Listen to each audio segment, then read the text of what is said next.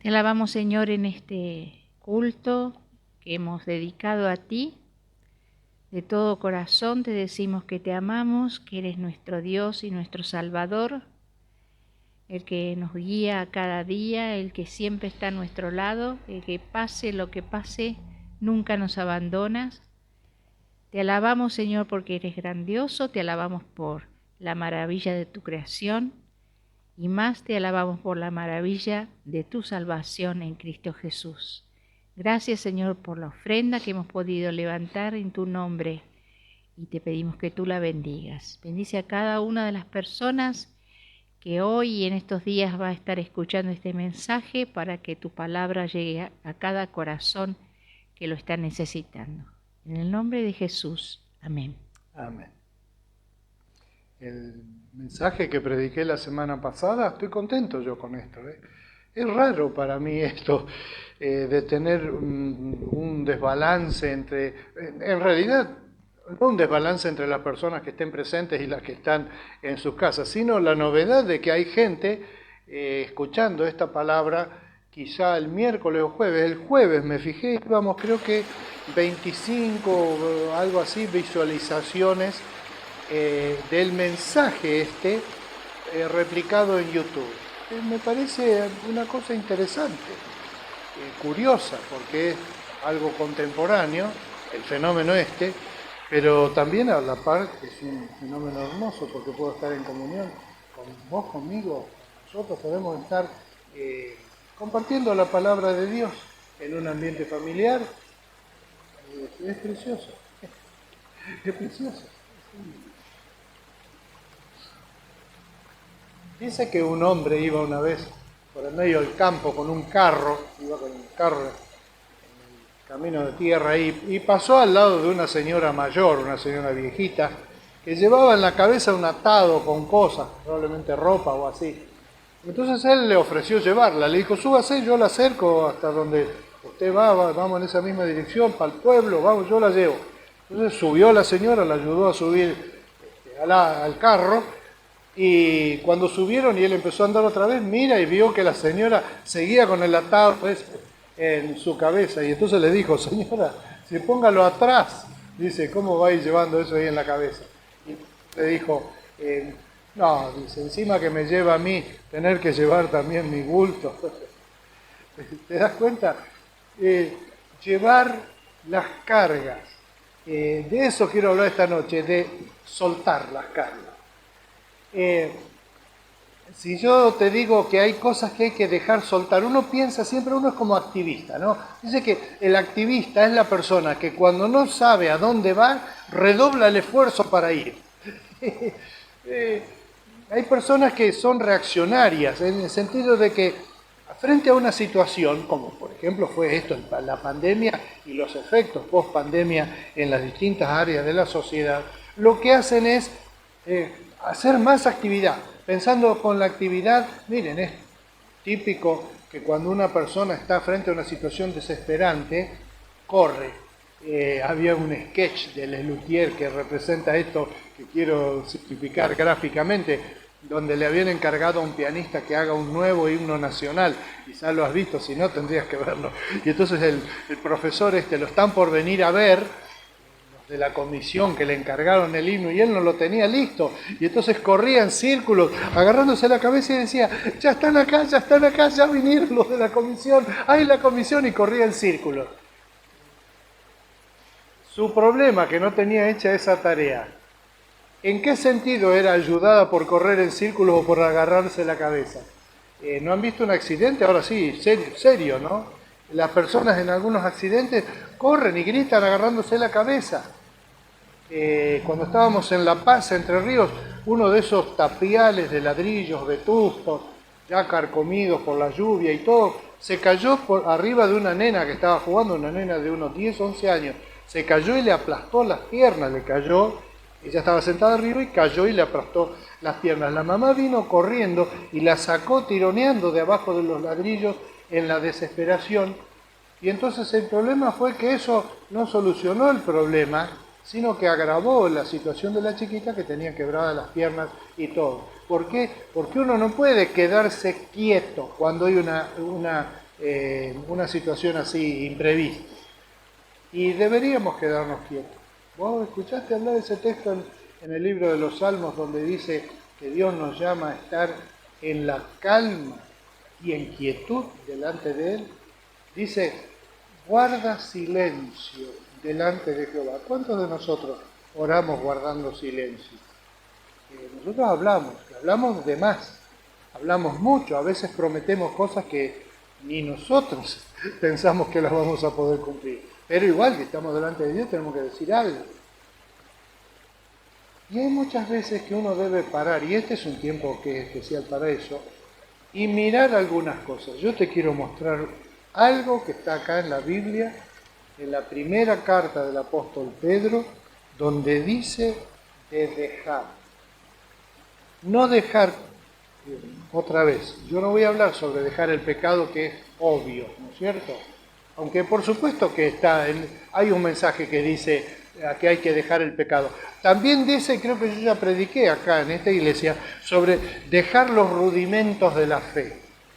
También no podemos estar otra vez, todos los domingos, volviendo otra vez al tema de mi conversión y cuando yo le entregué mi vida a Cristo, porque eso es una base. Pero el tema es como el colegio, es muy interesante el primer día de clase. Guardapolvito blanco, todos los lápices con punta, la cartuchera nueva, el olor a nuevo, el olor a limpio, de todo. Pero la escuela primaria no es el primer día de clase. Es, si se quiere, empezando en el primero y terminando en el último día de clase. Cuando una persona recibe el tubito que dice, bien, terminó la educación primaria o el nivel que fuera. Y es importante que nosotros veamos eso, de que lo importante en la vida cristiana no es solo el comienzo, es desde el comienzo donde comienzan, valga la redundancia, las cosas que Dios quiere de nosotros. Y acá hay un texto que me gustó, que me encantó, y yo quiero leer dos. Él está hablando, el apóstol Pedro, en 1 Pedro 2, 21, está hablando en general de cómo un cristiano debe ser una persona dócil frente a las autoridades. Es un genérico que a veces nosotros no entendemos. Nosotros decimos, bueno, yo al único que le debo obediencia es a Dios. Y la expresidenta Cristina, ¿se acuerdan? Hizo una referencia famosa a esa que muestra algo de ignorancia sobre cómo es Dios. Dijo, bueno, al único que hay que tenerle miedo es a Dios. Bueno, y un poco a mí, dijo ella. Es curioso que ella haya dicho eso, porque efectivamente a Dios hay que temerlo, pero temerlo en un sentido más ligado al amor tierno que al miedo pánico de que Dios me castigue. Nosotros deberíamos darnos cuenta de que efectivamente Dios quiere nuestro bien. Dios no quiere nuestro sufrimiento y nuestro dolor, quiere nuestro bien y quiere traernos una vida superior. Y entonces también quiere que nosotros seamos personas que son dóciles en lo social y no levantiscos y rebeldes. A veces sí es necesario, aún, como dijo San Agustín, a veces para cumplir con el derecho hay que quebrantar la ley. Sí, bueno, pero es extraordinariamente, por ejemplo, ahora mismo está, y cosa que a mí me encanta, está ocurriendo en Irán. En Irán castigaron a una chica por llevar mal puesto el velo que se ponen acá en la frente, que tiene que tener el velo de abajo porque tiene un doble velo, toda una historieta, tiene que tener como un piquito, etcétera. Tiene toda una posición, dónde tiene que ir, qué tanto pelo tiene que tapar, etcétera, etcétera. Hay toda una normativa. Y hay una policía en Irán, una policía moral que protege eso, que cuida eso, que vigila eso. Vigilantes encontraron a esta chica que según ellos no tenía bien puesto el velo y la golpearon hasta que la mataron. Entonces ha habido una revuelta generalizada porque hay un montón de gente que tienen un celular y que saben cómo es el resto del mundo, que no todo es así y que el mundo no debería ser así. Y entonces protestaron y hay grandes protestas que yo festejo. Las mujeres han elegido un modo de protesta que para nosotros es raro, se cortan mechones del pelo. Aparte de descubrirlo y mostrar el pelo, se cortan mechones recordando una vieja historia de los antiguos persas. Ahora, el tema es el siguiente. Cuando hay una marcada injusticia en algo y el pueblo se levanta, el Hijo de Dios también tiene que protestar. De hecho, tiene que protestar cuando se altera su derecho a adorar, a servir a Dios, a propagar el Evangelio, derechos que ya hemos luchado con esto en un montón de oportunidades y ahora mismo hay que hacerlo, hay que luchar por nuestros derechos religiosos. Pero no se trata de eso, se trata de, en general, en las relaciones sociales, seamos dóciles. Y en ese contexto que el apóstol Pedro dice así. Pone por ejemplo a Jesús y dice así: para esto fueron llamados, para recibir elogios cuando uno hace las cosas bien, porque Cristo sufrió por ustedes, dándoles ejemplo para que sigan sus pasos. Él no cometió ningún pecado ni hubo engaño en su boca. Cuando proferían insultos contra él, no replicaba con insultos. Cuando padecía, no amenazaba, sino que se entregaba a aquel que juzga con justicia. Él mismo en su cuerpo llevó al madero nuestros pecados, para que muramos al pecado y vivamos para la justicia. Por sus heridas ustedes han sido sanados. Antes eran ustedes como ovejas descarriadas, pero ahora han vuelto al pastor que cuida sus vidas. Miren qué buen ejemplo que trae Pedro. Dice, a veces uno piensa, bueno, ¿qué hago yo con los sufrimientos, con las penas, cuando encaro un tiempo difícil? Bueno, él dice, tomen el ejemplo de Cristo. Hizo 3 cosas. Primero, que es un tipo de reacción natural. La primera reacción natural que Pedro menciona acá en el versículo 23 dice, cuando proferían insultos contra él, no replicaba con insultos. Ahí está el primer dejar. Dejar de replicar con insultos.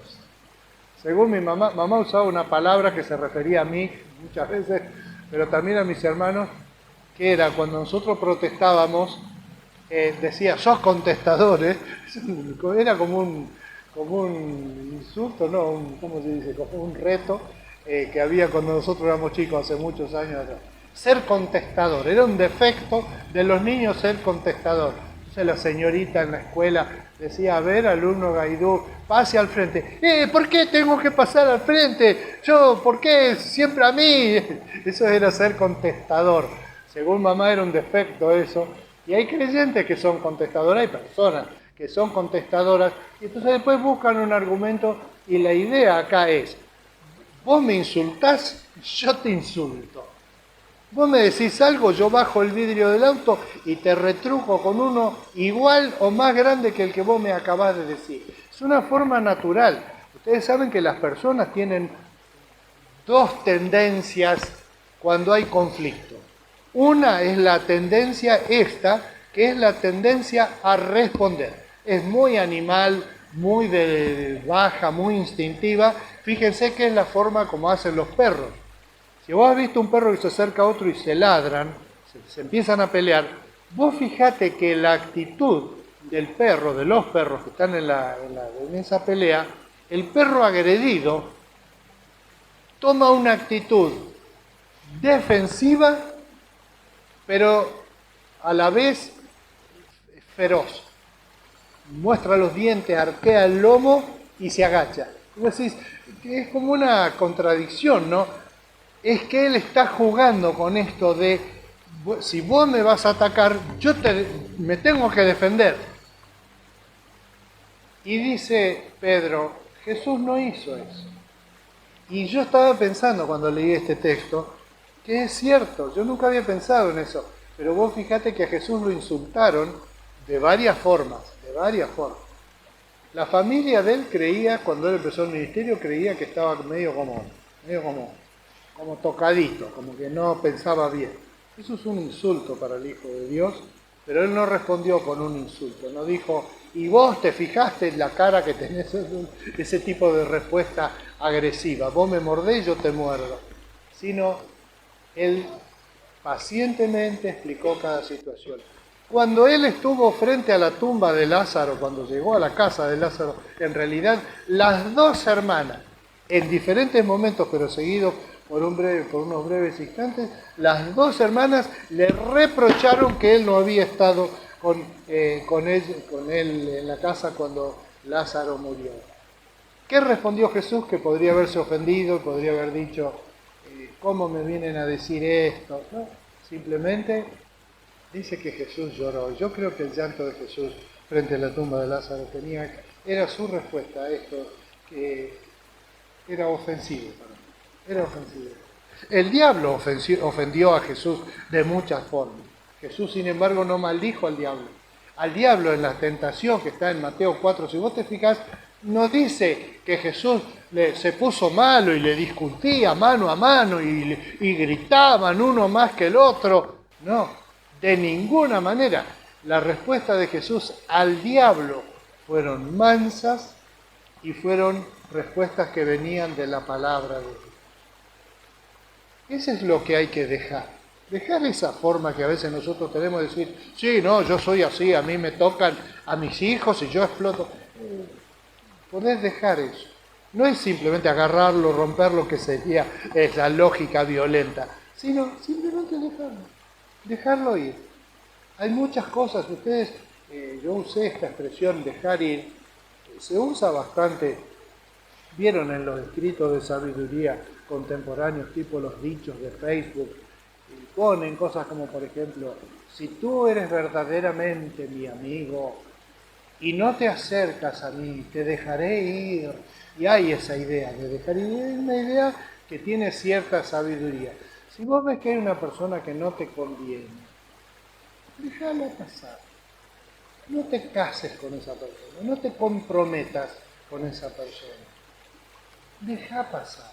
No es hacer algo como atacar o algo, simplemente dejar pasar. Y Jesús tenía bien claro, hasta en su muerte, que hay dichos de la gente, dichos ofensivos, dichos incorrectos, que más vale simplemente hacer como que aquí no ha pasado nada o responder, como decían los españoles antes, en una actitud como quien oye llover. Lo dejás y lo dejás pasar. Pero hay una segunda reacción que está acá, que es interesante por esto de que son reacciones naturales. Dice, cuando proferían insultos contra él, no replicaba. Cuando padecía, se me perdió. Cuando padecía, no amenazaba, sino que se entregaba a aquel que juzga o justicia. ¿Han visto una persona sufriendo? Una chica de la iglesia en Mar del Plata tuvo familia y había una amiga, una compañera, digamos, compartieron la sala de maternidad por ese tiempo y cuando le vinieron los dolores de parto y la llevaron hasta la sala de parto, ella conocía al médico que la iba a intervenir para ayudarle en el nacimiento del bebé y entonces lo tuteaba, que hace como 50 años, 40 y algo años, eso no era muy común. Y entonces dice que fue como algo gracioso, porque ella le venían los dolores de parto y lo insultaba al médico. Así que dice que después cuando la llevaron al quirófano, desde el quirófano se sentía que ella lo insultaba al médico. El médico se reía. ¿Por qué? Porque él no estaba agrediéndola y no era la causa de sus dolores, pero ella tenía que sacarse las ganas con algo, con alguien, y ¿con quién se las sacaba? Y si vos tuvieras a una persona mansa delante tuyo, ¿no has visto que las personas mansas ligan los golpes porque es más fácil pegarle a un manso porque vos sabés que no te lo va a devolver como en el caso anterior?